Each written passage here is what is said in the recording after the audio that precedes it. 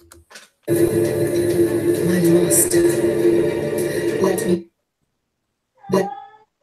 Maybe. Welcome to WhoDooTV. Looks like a little technical difficulty right when we're getting going. That's right. We're talking Ninjak versus Valiant Universe, episode 6 of this great series. We got some amazing people along the chat line with us.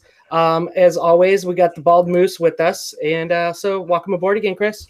Thank you very much. Number 6, 6 of 6. Well, 5 of 6. There's one day I couldn't make it because of traffic and work, but I'm happy as can be to be here. This is going to be a great show. And then we also have Eric from Get Valiant. He is online with us again.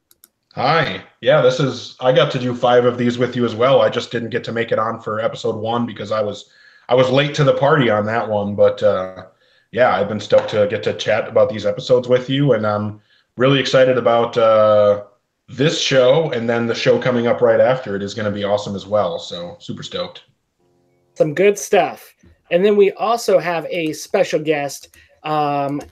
She is Chantelle Barry she is playing Roku, and thank you very much for making it on. Yeah, thanks for having me. Are you kidding? I've been watching every night. Oh man, that's humbling to hear that. Yeah, it's super entertaining. It's awesome. Yeah, thank you. Awesome. That's awesome. Yeah. So you were here when we were talking about how it looked like you were rolling on E. yeah. Thank you. Yeah. I mean, hey, I'm an actress. I don't even know what that means, but yeah. No, one of the things that we were saying about it too is comments, and yeah, it's funny. It's funny, all of the comments about you know, the witty little one-liners, and it can't be easy to like emote all by yourself in a room where you're just looking at a screen that's not actually there. Right. and that, yeah, exactly. And that day, I remember that took a couple of days that we shot those scenes, and I remember at the end of it all, just kind of sitting at that table, and it was all set up, and everything was perfect, every strand of hair and stuff. And then Aaron was like, "Okay, I'm going to call out some emotions and some things," and he'd be like, "Okay, just be really mad, like furrow your eyebrows." And I was like, "Okay, but why? What's going on here?" And so he'd have to give me like backstory. Ninjak's just being thrown into the river, and I'd be like, "Oh, okay." So he'd have to give me context before each real direction. But I mean, I did what I could, but a lot of the time I felt quite ridiculous. Because yes, it's just like, okay, be really, really mad at nothing in front of you.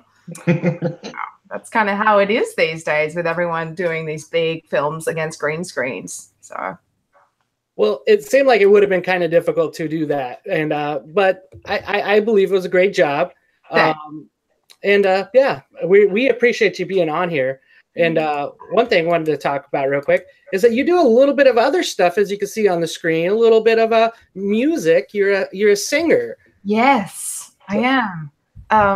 I'm a singer-songwriter and a producer now. I produced my last album that I put out last month, and I don't know what to tell you about it. But yes, I do. I definitely have a multifaceted career. I love music, and I think music was the first creative endeavor I had in my life, and then acting came a few years later. So now I maintain both careers, and I love it. There's just so much. I mean, you guys must know, like it's just this, when you're creative and you get to just make art and go from one thing to the next day in, day out. It's great. It's a really great life. I totally understand where you're coming. I'm a musician who's also trying to become a comic book writer. So okay. I totally get wanting to like use every outlet you can to express yourself. Yeah, exactly. And sometimes it doesn't really matter which outlet it does come from, as long as you can be creative, and in whichever way it fills that little creative void we have within us. Definitely. So yeah, but the music's going really well. Thanks for bringing that up. I I did a song. I did a cover of the George Thorogood song "Bad to the Bone." I don't know if you know that song. But Oh, heck yeah, we know that song. it's a really, We're really American. We know that song. exactly. It's such a great song, and I did a cover of it inspired by Roku. So it's really, really dark. And I don't know if I should tell you. Maybe this will be like a spoiler alert, but there might be a very fun Roku music video coming in the coming weeks for that. So. Oh, we could only hope so. That's awesome. Yeah, how cool would that be? Yeah, right. So yeah, it's cool. It's a great way. Oh, there I am. Oh, that's funny. Wow. Yeah, and I was going to talk. You also had some extra roles as well. And I think I saw your Instagram when you were talking about your wonderful face on 90210. Yeah, isn't that funny? Like, it's stank face, which is perfect for CW shows. It's the ew. And then the white face, that's very, yeah, that was for a really fun show I did with Anna Akana called Miss 2059. And I played, that was my first real villain role on camera, actually. And I played a very, very lethal alien. So there's been quite a lot of different diverse roles throughout my acting career. Awesome. And then obviously we're here to talk about the one you recently did. And that is Roku, right? Roku, yes. Looked like a blast filming with all these people that you had on here. How did that role come about? Well, I'd met through Kevin Porter. I know you had him on yesterday. Kevin is one of my dearest friends. And we've known each other for like 15 years. And recently, 2 years ago, he was like, you have to meet Aaron and Sean from Bat in the Sun. They're some of my closest friends.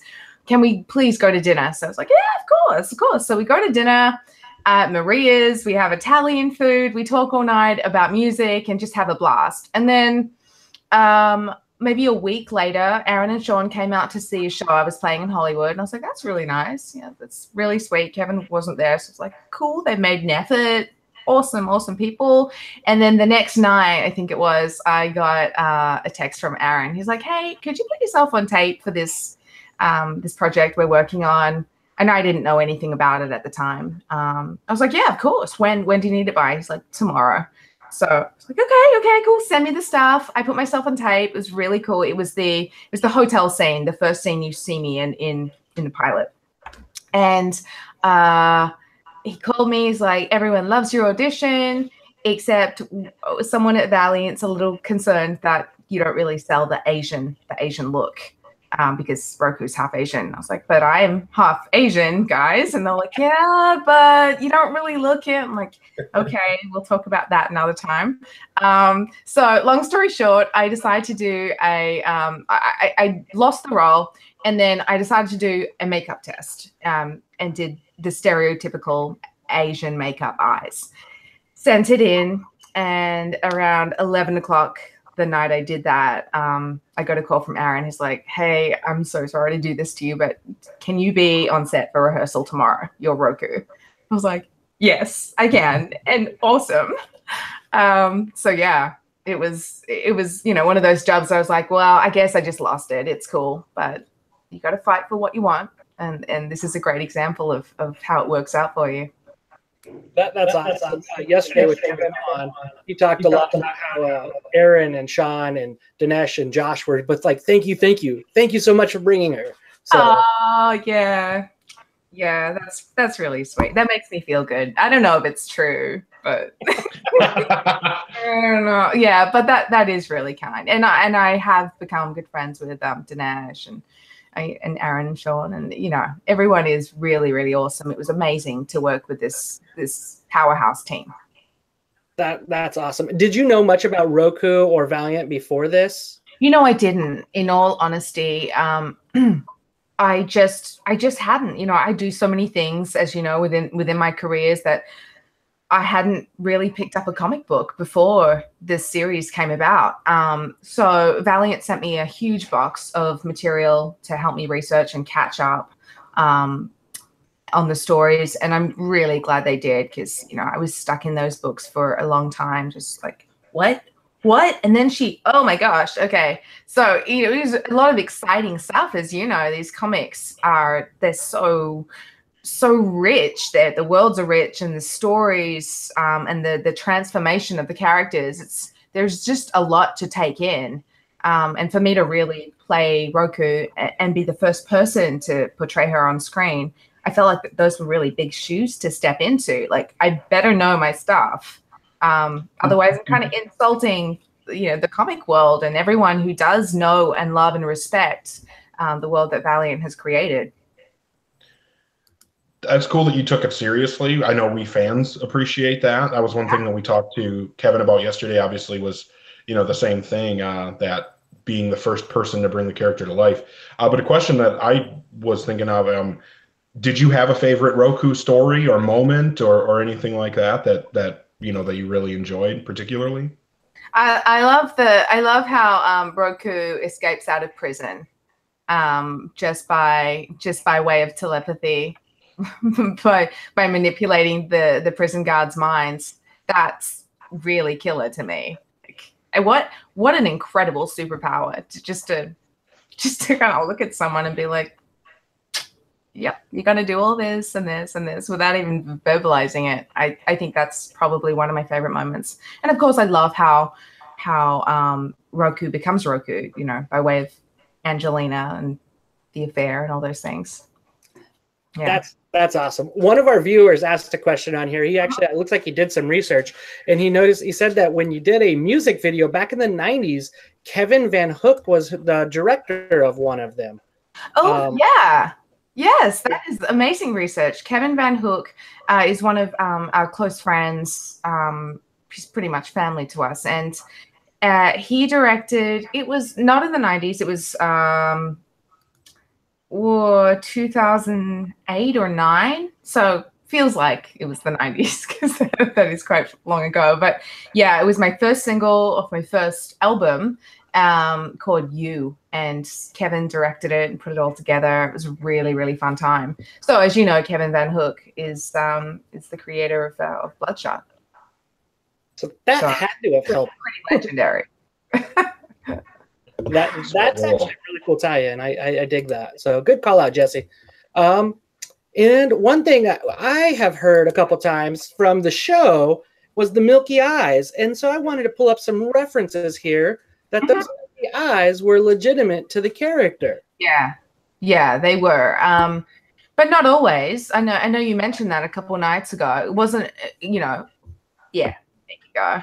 It's not, but I think it works definitely for this. You know, she's portrayed with milky eyes sometimes and sometimes not, which is, you know, how we did it in the series for the end, for today's episode. You get to see my own eyes. And I think it worked really well. It kind of gave like a different level, a different dynamic to the character, at least for me when I watched. I felt like milky-eyed Roku doesn't look like you. Like, she looks like a different person. And then when that went away and it was your normal eyes, then she looks like you.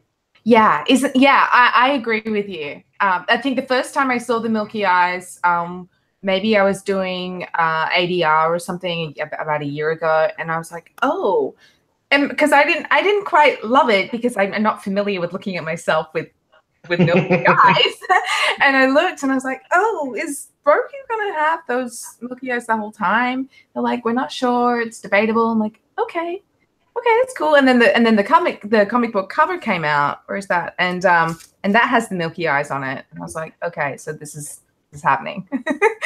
But yeah, and then you see it today, and it's like, oh, okay, there's depth there. So what do you think? Did you prefer one or the other? You know, for me, I preferred seeing you without. It almost seemed like your eyes were too big. They were, why? Yeah, when they were milky, it almost seemed like they were too big. And I preferred it when you had your regular eyes. It seemed like your face was more expressive, but then again, you were more angry too. So yeah, that's true. Yeah, I agree with you. And I have really big eyes. It's the Italian side of me, and I'm very expressive. I yell most of the time when I'm calm. So yeah, I can see that. It's like there's so much white there, but I think it served a purpose. I actually preferred the look with the milky eyes. Okay. Partially because of how much different, like, it was a really, really easy way to separate you from that character. Yeah. And I feel like, because even like JDF, Jason, you know, all the white, he still is Jason. You look at Michael as Ninjak, and he's obviously Michael. And I just feel like you were the one, and especially as the villain, it made sense to me to be the one that was the most removed from what you actually look like as a person and like what you're, you know what I mean? Like I felt like that was a benefit. And I also thought it made you look a lot more creepy. Yeah. Which I thought really worked for the role. And I don't know. I thought it worked really well personally. So yeah, no, I hear you. That's a valid point for sure. And I kind of agree with you. I think it works best, you know, for me to have those milky eyes.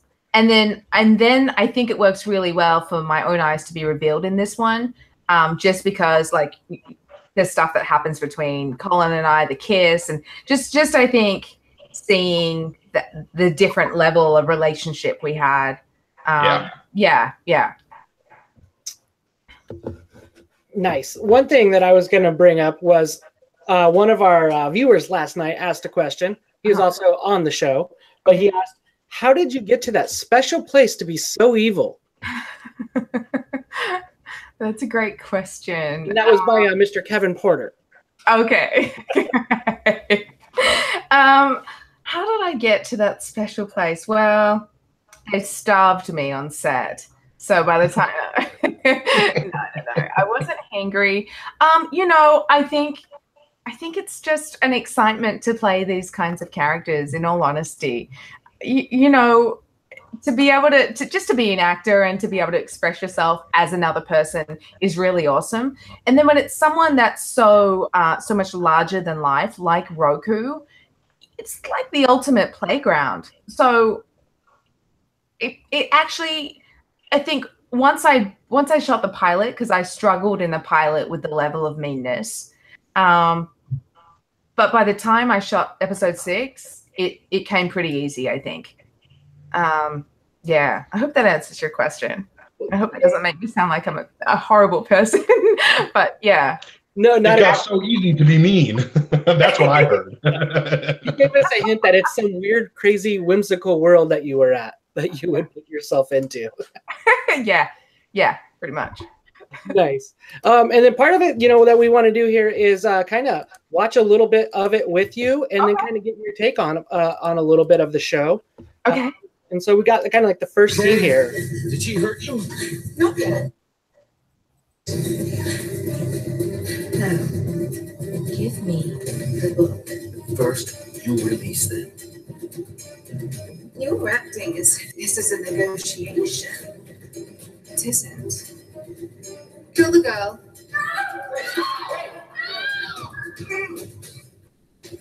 Okay. Wait. Go ahead, take it.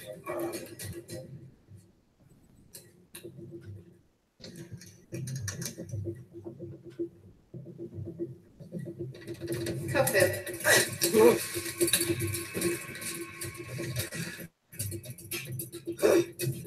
I'm going to miss looking through your beautiful eyes.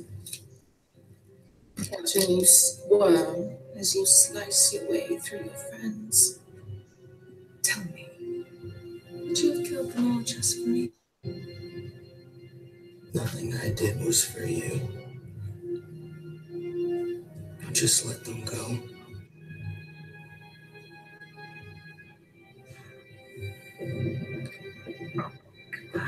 Funny story behind that kiss. Let's get to that. Yeah. Oh, that's cool. It's really cool. It's. I wish the fans knew the backstory, like, but behind the book, in terms of why it was so important to me to get it. And then you see these little clips of me, you know, when he opens the case, and I look at it and I have this look of ecstasy, like, like it's a turn on or something. I just wish I wish everyone understood why that asset was so important to me. But the kiss. So Dinesh was on set, and for any of you who have met Dinesh, you'll know he's a bit of a shit stirrer, and he's just he's very fun. And he came up to me in between takes. He's like, I think you should kiss him. You should just kiss him. I'm like, what? No. He's like, just kiss him. Just do it. I dare you. I'm like, you're daring me. This is like, we're filming. You're daring me to kiss him right now? What? As part of the thing or just as a dare? Like, what? He's like, just do it. I think it'll work. I think it'll work. Okay. It's like, all right. I should tell him. I should ask him out of respect. You know, when you're acting with someone, you want to ask, can I touch you? Can I kiss you? Whatever you need, just out of respect. And he's like, nah, don't tell him. Just do it. Just do it. And I was like, all right. And then came the kiss, and I did it. And, you know, I think everyone was like, oh, we didn't know that was happening. And afterwards, they were like, yeah, we won't keep that. And then I see it today, and like, oh, so it did work. Okay. But yeah, so that's the story behind that. I think that's funny because that's really similar to what Kevin was talking about when he put Ninjak through a door in the last episode, and he was like, yeah, we're not going to tell anybody. I think it'll be cool. Let's do it. And then, and then it sounds like you had. Right. I really think that kiss was important just simply for the fact that in the beginning, you could tell there's some sexual tension-ish when she's pushing Ninjak's face. Right. To keep that going so that it stays along the storylines, I think was very important. And it was a great scene. Yeah, thank you. Yeah, I agree with you. I agree. As you know, shit stirring aside, it did work. And I didn't just do it out of the dare. I did it because he told me, but I was able to rationalize as Roku, like, yeah, I have this history, and I'm looking at him with my own eyes at this moment. You know, it does make sense. So yeah, I think it translated.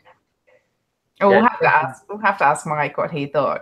I never asked him. I think I was just like, sorry. That totally just sounds like Dinesh too. That, you know what I mean? That's Dinesh for sure. Yes. And then you had a big bunch of crew. You know, was there somebody you liked working with more than others? That was on this on the show?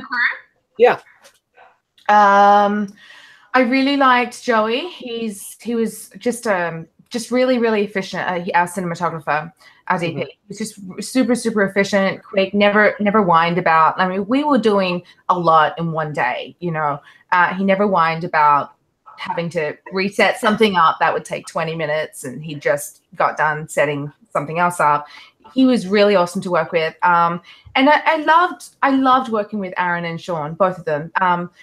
They have a really cool dynamic being father and son, and but they're very different. You know, Sean's very, very fatherly and very, very paternal and nurturing, and it was always just sweet to be around him. That's how I feel. I think I posted a photo yesterday of myself and him, and it's just this feeling of like he's like a father. How it feels. So every time he gave advice or any kind of direction, it was out of love is how it felt.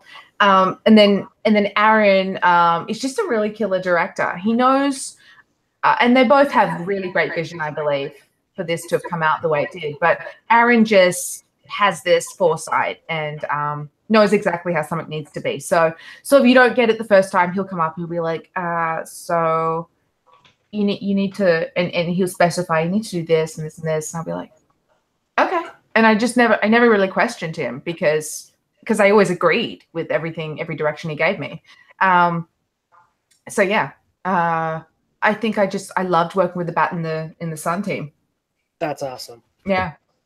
And then another thing we'd like to get into is your fight scene now. If you wouldn't mind watching that with us, we would love to kind of put that on air. Sure. All right. Story time's over. Now hand me that book.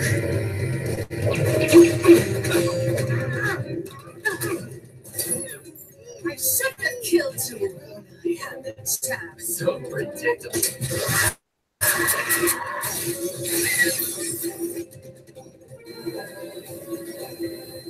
There's Sean.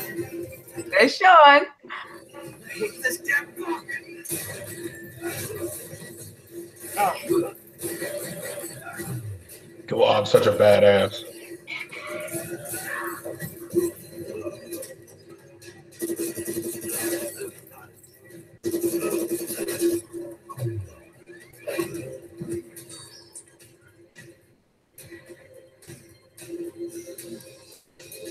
Love his face right there. Yeah, same. Are you okay? Are you hurt? Are you hurt? Let's get out of this. All right. Now, come with me. You need to trust me, okay? I'm going to open the door, and you're That going little girl, she seemed like she was trying not to laugh a bunch. Do you know that about this? Right. Listen to me. Let's go. Let's Open the door. That was a pretty funny scene. He's getting ready to throw her out of the plane. Yeah, And she's trying so hard not to laugh. I know. Seeing her, I think it was in episode 3. She actually, when she was covered by her mom, she was actually smiling and laughing, and just trying so hard not to laugh. I know. And such a sweet little doll. She was gorgeous. Carly in American accent. She was so lovely.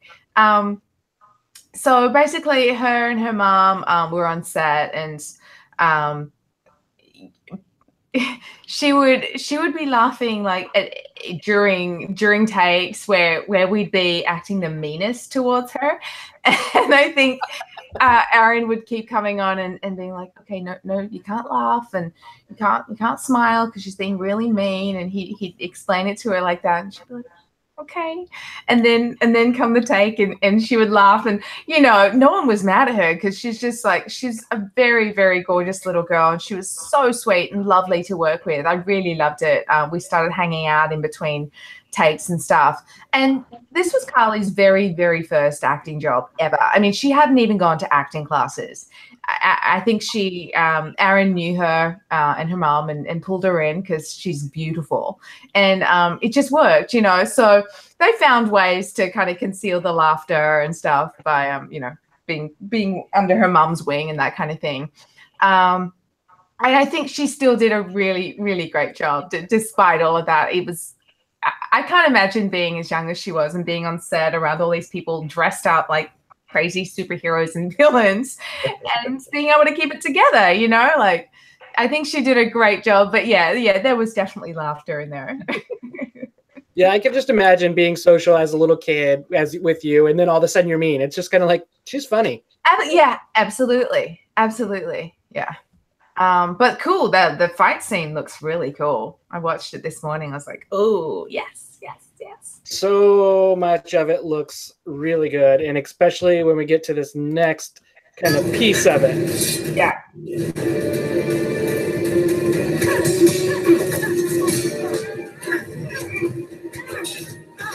He's kicking his ass.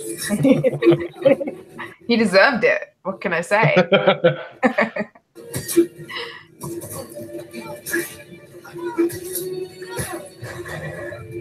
Yeah. I see it over there. Move it. Go. You're doing great. He has a drink. I love that he still had a drink in that. He's like, "Oh, you go get her. I got a drink." Got a drink, and the sip he takes right before he gets in the car. Like his priority was yeah, and then just take the sip. And then right here, I just got done running. Right there. Yeah.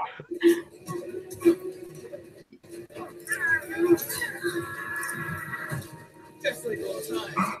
I love that. That was hilarious. That bit was really funny. That bit was super funny. I had a fantastic double that did a lot of the harder fighting, Kira Lee. And I'd worked with Kira Lee on Miss 2059 as well, the Anna Akana show.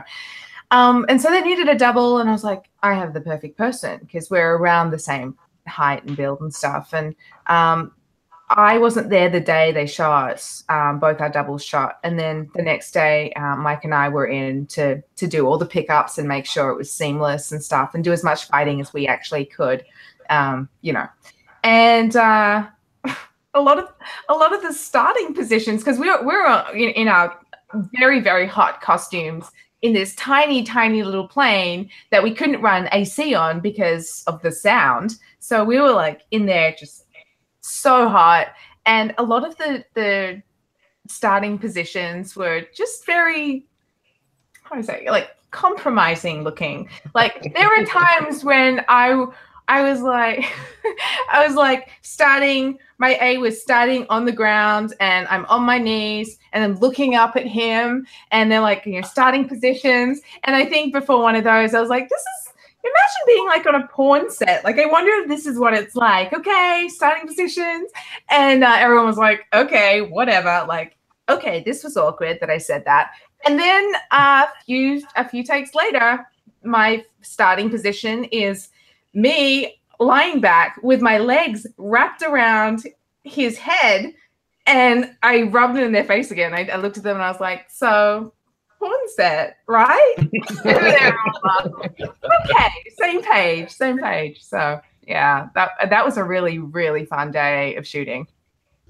That's pretty hilarious. That's pretty good.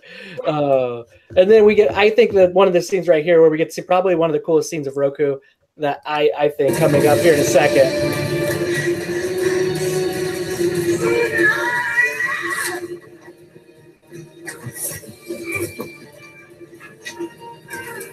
Right here. Yeah. Cool. That was badass. Yeah. Yeah, that was awesome. That's like one of the comics. Yeah, that does. That reminds me exactly of one of the covers, too. Mm-hmm, exactly.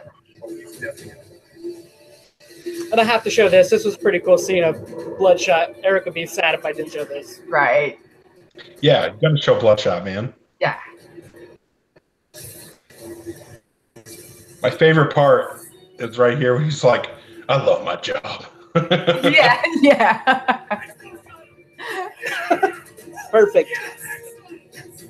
I love how excited they are.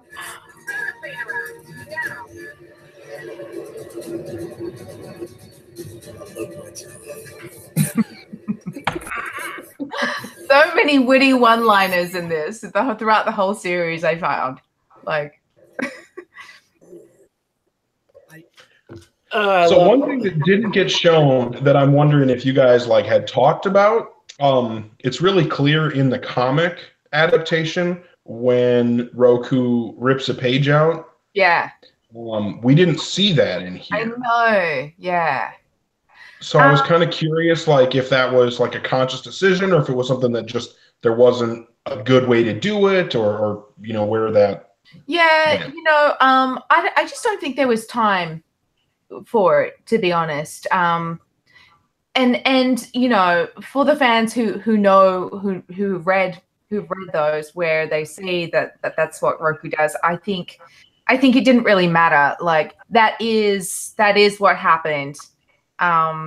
And if there was to be a second season, I think we'd see it all play out that, okay, she must have stolen that page in order for everything else to happen now. Yeah, well, that last scene, that last moment, made it pretty clear that there was a page. Yeah, exactly. Mm-hmm. Yeah. I mean, and I could have done it, you know, when I was on the plane, right before Colin comes in, right before Ninjak comes in, and I'm reading the book. There's a place for it to happen. Like, it's definitely like, it's not like there's a plot hole there where like, oh, there was never a chance. Like, there was obviously a time when that could have happened. It just, I was curious. And then the other thing that I thought was a bit of a departure from the comic that made me really like confused for a minute was the fact that Bloodshot actually blows up the plane. Because I don't think it goes down like that in the comic. You just kind of Roku, when you were in the comic.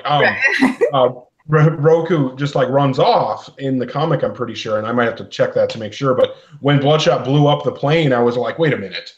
Are they not going to do that last scene that was in the comic? Like, is that not going to happen? But then it did, and I was like, okay, it makes sense. Okay, I get it. Right. Yeah. I think it pans out like a little more Hollywood, you know, to do the blow up, and it's a cool shot too. Yeah, right. And then Bloodshot wouldn't have gotten to say his line. So we kind of Which would have been a travesty. Which would have been a travesty. Yeah. I think that's kind of like one of the second best Bloodshot scenes. And I want to show this scene real quick and then ask you a question on it. Okay. You're not in this scene, but it's one that would be fun to talk about because just the humor in it. So let's get to that scene. Sorry about that.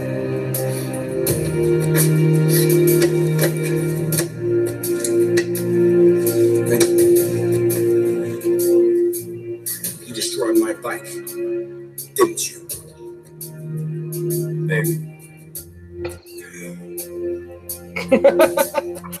And so I guess my question there would be, how was it working with those two guys, or all of them, John Morris and Michael Rowe, you know, just all of the crew, JDF and Thieler? You know, the most work I got to do with the bulk of the cast was actually at Comic-Con New York both years, which was fun because we got to hang out and meet fans and sign stuff for fans, but and you know, and party together and stuff. But I think that was the one bummer about being my character, was that I just didn't get to really interact with many of the cast. I worked with Mike, and that was awesome because he's a great actor, and he's really fun. You know, he always says, when you meet him, he always says that he got into acting a little later.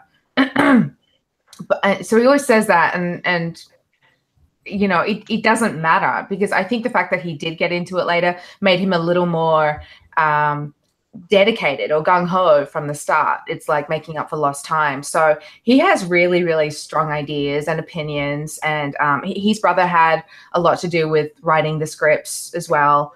So he was very, very involved in the story.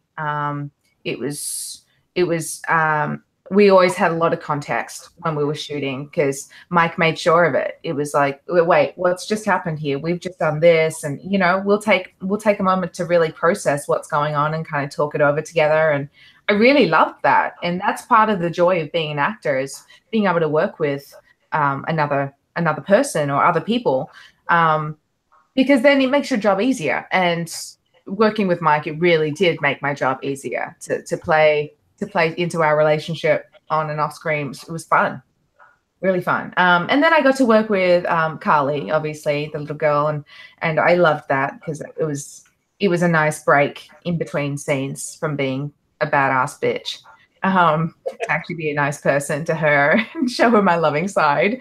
And then I also worked a bunch with Nathan Lee. Nate.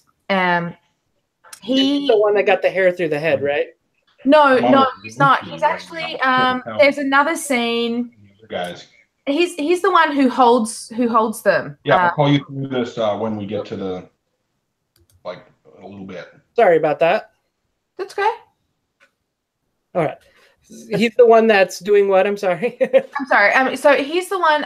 Nate is holding. There's a scene. I think it's in maybe episode 4 where I'm just kind of walking down a hallway, and I throw back my book or my laptop, and he just grabs it naturally. That's Nate. And then he was kind of like my right-hand man in it, and that's how it felt.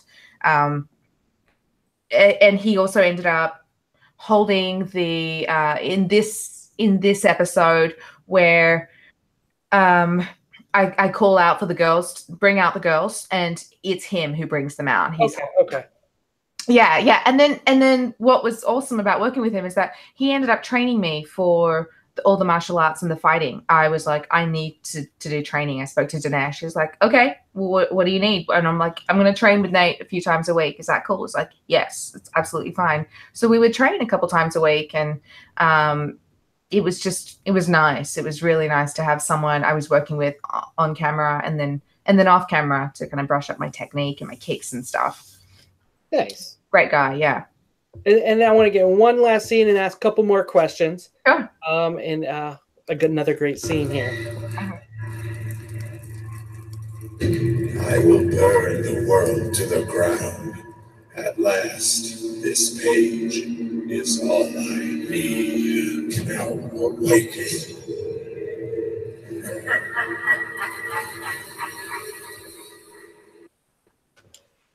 And you are still alive. There's Yeah. more of you to come. And I guess that question is, what's next? What's next for you guys? As in terms of like, will there be a second season? Yeah. The answer in my head is yes. I don't know if that's fact or not. I think at this point it's really about, it's about rallying the fans and how the series is received. So far it seems really positive with all the people I've spoken to and the reviews I've read and whatnot. And just the fact that there is a rumor of comicbook.com extending the run for another 6 months. I think that is evidence right there that if the fans really want something more, then there's a chance they'll get it. And I really hope they do. I'd love to play. I think everyone would really love to be involved in a second season, just to reprise these roles and just have more fun, you know. And I think the majority of us fan are going to definitely jump on board and agree with that. If we haven't already done so, Yeah. In DMG, we want more going out and about. So yeah, for sure. Thank you for your support. It means so much to us, you know. And yeah, you guys are the whole reason we even got to make this first season. So thank you. it's just a pleasure to see the characters that we love being shown in real life, having those go, and having you know, just characters, the people showing up and everything. So, and Chris, do you got anything on? I was gonna say one of my favorite scenes was basically your first kill. Where you stab the first guy through the hair because you threw the glass to the ground. He came in, is everything okay? And then whack, he gets killed. I thought you meant the kill to Vivian in the pilot. No, okay, yes, that kill. That was to me the moment when you went from somebody who's just enjoying and playing little marionette to somebody who was more of a pissed off. Right. Right. What was your favorite part of the favorite scene, maybe, or favorite anything in any portion while you were acting as Roku?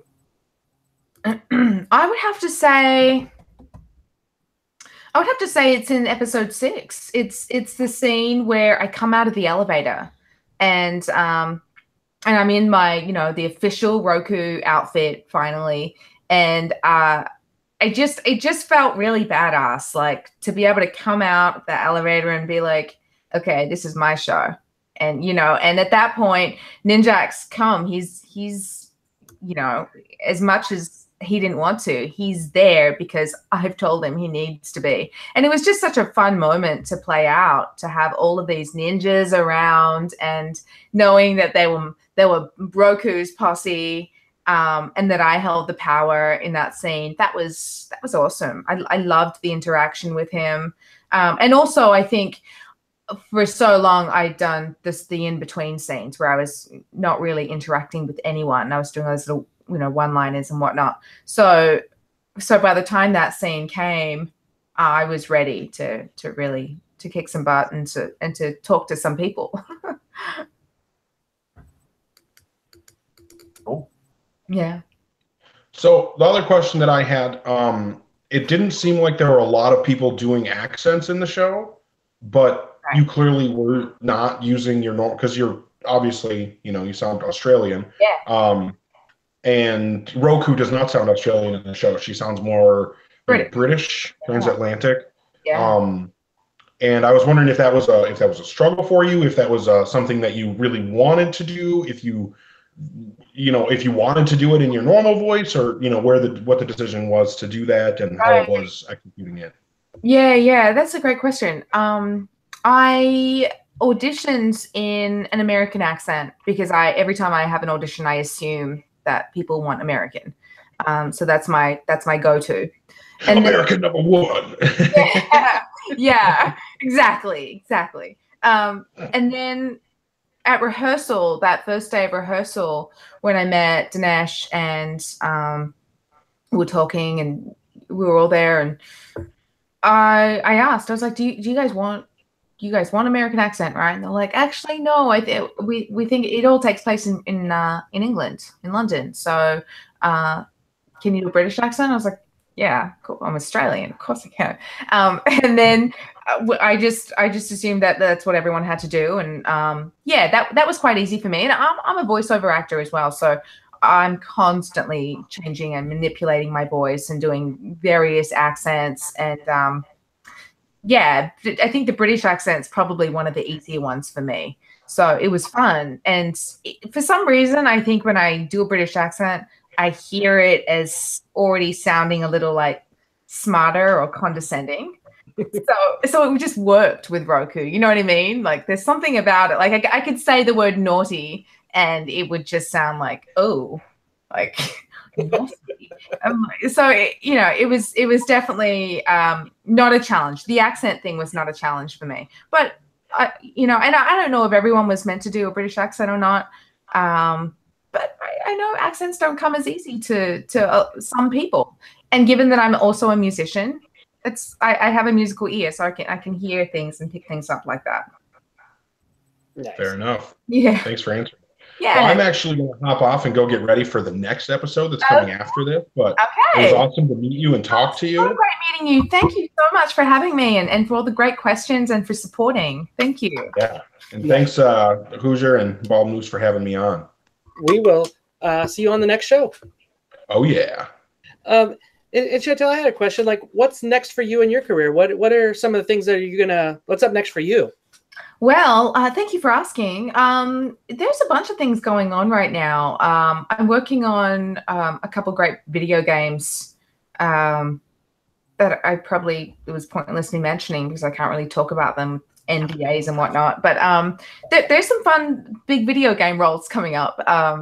So that's what I can say about that. And then I shot a movie in Australia, a really sweet indie rom-com back in October, and that's going to be doing the festival route later this year. So I'm looking forward to seeing that, promoting it. And then there's the music. I have music videos to shoot, and I'm planning my shows right now. So I have a bunch of shows around LA, and yeah, as you know, there's a lot of work to be done. When I'm not acting, I've got my head in a song or promoting a song or whatever. It never stops, and I'm grateful for that because I get bored very easily. So I think I'll just continue on the hustle that is the entertainment career. Well, when you're ever up here in Seattle doing your video games or on tour for music, would love to have you on and see you in person and have you come on. I would love that so much. I'll come by and give you a big hug. We'll take it. Yeah, thank you. And yeah, we wish you luck on that. And we also want to encourage our viewers as well to check out the previous episodes we've done of Ninjak versus the reactions. Check them out at comicbook.com. Like I say, yesterday we had Kevin Porter. We had some great stuff. We actually have a video with Get Valiant after this with Aaron and Sierra. And that's another question after you, Chantelle, is what questions would you want us to ask them? Oh gosh. I wish I'd known this ahead of time. Personal, they can be embarrassing. It doesn't matter. Oh, I don't know, guys. Like the time Aaron actually dropped the mustard on his shirt and he just used that for the show series. I don't know. I don't know what to tell. No. I'm seriously on the spot. I'm like, what question is it? Does anyone? Since I'm Instagramming live, does anyone have a question that they'd want answered from Aaron or Sierra? Come on, guys. Help us out. Help us out. Help the sister out. Hi. Okay, no one's saying anything. So maybe everyone feels on the spot. What do I want to ask? So if you were Roku and you were to do a Bat in the Sun versus, who would you want to go against as Roku versus somebody else? Batman. I would like to see you in. Yeah. Yeah. Very. Not even like a Harley? Pardon? Harley Quinn? Yeah, you take Harley Quinn easily. Yeah, I want it to be a challenge. And she gets to beat up Kevin. Yeah, there you go. And so therein is the challenge. Yeah. I do want to say, for everyone who's watching, I've loved fans writing me on social media, on my Instagram page, and asking questions and reaching out and saying how much they love the show. I love that, and I encourage it. I always write back to people, so please connect with me. My handle is @Chantelligence across the board. And feel free to write yes. There it is, guys. So if you can't spell, there it is for you if you could see it. Get a hold of it. So please connect with me, and I promise I will connect with you back. And I still don't have that question for you. That's all right. We can at another time, another date. Okay, thank you. All right. And again, want to thank you for making our characters come alive. That we get to see Valiant on another medium other than a comic book, and making that happen for a lot of people that may not otherwise see that. Yeah, thank you. It was my pleasure. Awesome. And everybody, make sure you're following Chantelle. Make sure you're subscribing, and check us out at Get Valiant here in a little bit. But we want to thank everybody for jumping on all the questions. Everybody, we appreciate you guys. Make sure you're hitting the thumbs up. And let's get the word out for Ninjak Versus so we can get a season 2 and get to see Master Dark and Chantelle take care of some more business. Mm-hmm. Oh, I do have a question. Yes. Unless you already know the answer. Do you know who Master Dark is played by? No, I don't know who played him. Ask Aaron. Who played Master Dark? Okay. It wasn't Josh. We know that wasn't Josh. It was too tall to play Josh. No, it wasn't. You might be surprised, pleasantly surprised. Okay. That's awesome. That's a good one. Thank you. Yeah, sure. All right. Good question to be asked. And we want to thank you again. And everybody, again, thank you for jumping on. We appreciate it. Have a good night.